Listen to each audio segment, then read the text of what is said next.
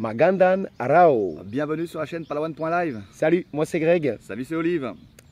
Il est 11 h du matin, il fait un peu lourd aujourd'hui, il doit faire 30 degrés et nous sommes dans le jardin à l'hôtel Hibiscus Garden Resort à Puerto Princesa.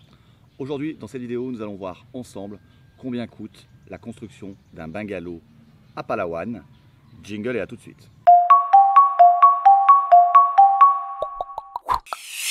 Dans cette vidéo, avant de parler travaux, n'oubliez pas de vous inscrire et de s'abonner à la chaîne. Ça vous permettra de recevoir une vidéo chaque mardi. Et vous aurez déjà un pied dans le sable de Palawan. Donc, pour vous présenter dans cette vidéo le coût de la construction d'un bungalow ici à Palawan, on va suivre concrètement l'exemple de Greg qui est en train de faire construire chez lui, comme vous pouvez le voir sur les images qui passent derrière cette vidéo. Voilà, donc Greg, ce chantier qu'on est en train de suivre, est-ce que c'est ta première expérience de construction de bungalow ou est-ce que tu nous en diras un peu plus? Alors avant de répondre, petite précision, ici un bungalow ou un cottage, on appelle ça un kubo. Partout, tous les Philippins, ils vont passer du temps se reposer dans un kubo. Voilà, donc ce kubo pour lequel on est en train de suivre les travaux, est-ce que c'est ta première construction? C'est ma seconde construction en l'espace d'un an sur le petit terrain que j'occupe ici à Puerto Princesa. Ok. Est-ce que, bon, question bête, est-ce qu'il faut un permis pour construire un kubo? Alors absolument pas, c'est l'avantage avec les kubos parce que c'est une structure légère, sans fondation et sans emprise au sol et ça peut rapidement se démonter, donc pas besoin de permis. Alors, il n'y a pas besoin de permis, on l'a compris. Est-ce qu'après, tout est possible lorsqu'on construit ici?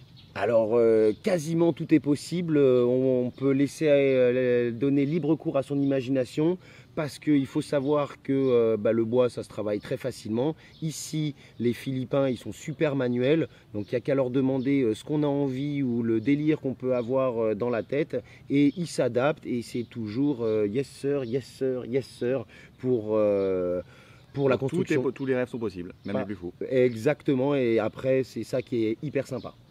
Et qu'est-ce qui t'a décidé, Greg, à opter pour de la construction locale plutôt que quelque chose en concret et en dur?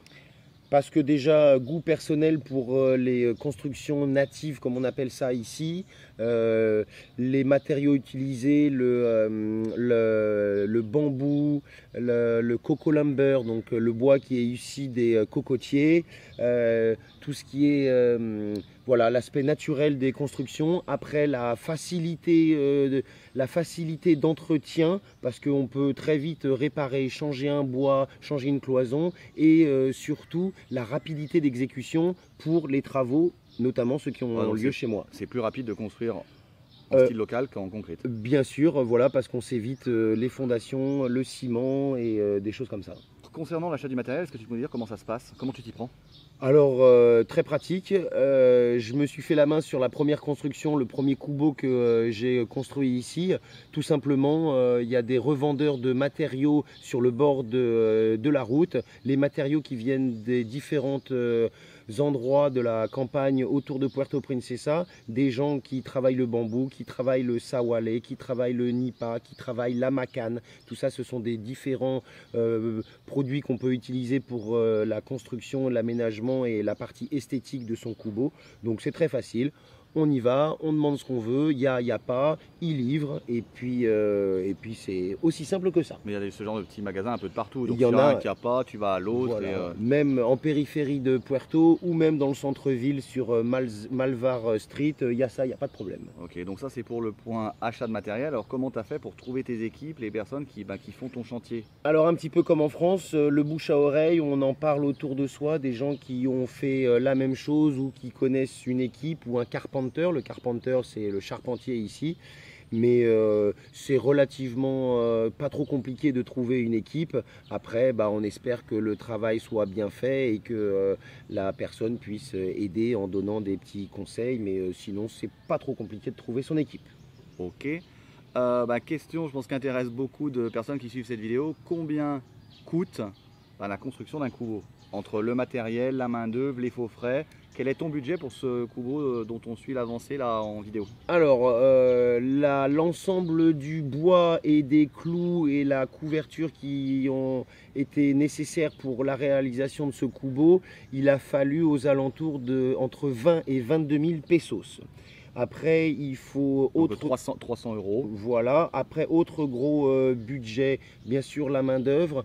Et là, l'équipe qui travaille en ce moment pour la réalisation de ce kubo-là, on ne travaille pas à la journée. Là, ils travaillent à l'exécution, à la réalisation du Au kubo. projet. Ça coûte 20 000 pesos. Donc encore un petit 300 euros. Voilà, mais sachant qu'il y a le kubo lui-même avec la plomberie, l'électricité, la couverture, une barrière. Voilà, là, ils sont combien à travailler là? Ils sont 4, 5, 4 ou 5, ça dépend des jours à travailler. Ok, et donc le chantier dure concrètement combien de temps? Normalement, entre 6 et 7 jours. Ok, et pour en revenir donc au coût, donc le personnel on a vu, le matériel on a vu, et après donc il te reste, t'as d'autres choses que tu as dépensées? Après, il peut y avoir des faux frais, la plomberie, le matériel, la fourniture électrique, donc les prises, les interrupteurs, les douilles, les ampoules, le câblage et tout ça. En gros, dans la totalité de la réalisation du kubo, en prenant tout en compte, ça revient entre 50 et 55 000 pesos. Ah, donc voilà, en euros ça fait un petit peu moins de 1000 euros. Voilà, mais donc concrètement pour 1000 euros vous pouvez avoir... Dans la semaine, le kubo, on peut dormir dedans. Voilà, vous pouvez dormir 7 jours plus tard pour 1000 euros. Vous avez votre maison qui va durer combien de temps? Bah alors après, ça dépend de l'entretien. Il y a une chose dont ici il faut un peu se méfier, ce sont les termites. C'est le seul, on va dire, prédateur de kubo ici. Mais il y a des traitements qui existent et il faut vérifier régulièrement l'état de son kubo. Mais sinon, hormis la toiture à changer régulièrement, c'est plusieurs années. Pour longtemps. Avec un minimum d'entretien, on l'a compris. Avec un minimum d'entretien et puis c'est tellement plus agréable, naturel et surtout il fait beaucoup. La température à l'intérieur d'un kubo peut être beaucoup plus supportable en plein été que dans une maison réalisée en béton parpaing qui a plus tendance à garder la chaleur. Bah, merci Greg pour toutes ces informations. Peut-être que ça vous a donné envie vous aussi de construire votre kubo à Palawan. Voilà, on vous remercie pour votre attention. On espère que vous avez apprécié cette vidéo.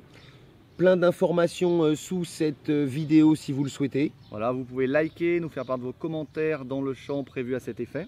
Et partager à tous vos amis qui veulent peut-être venir faire construire un kubo ici à Palawan ou bien vous-même. Voilà, et on vous dit à la semaine prochaine. Bye bye.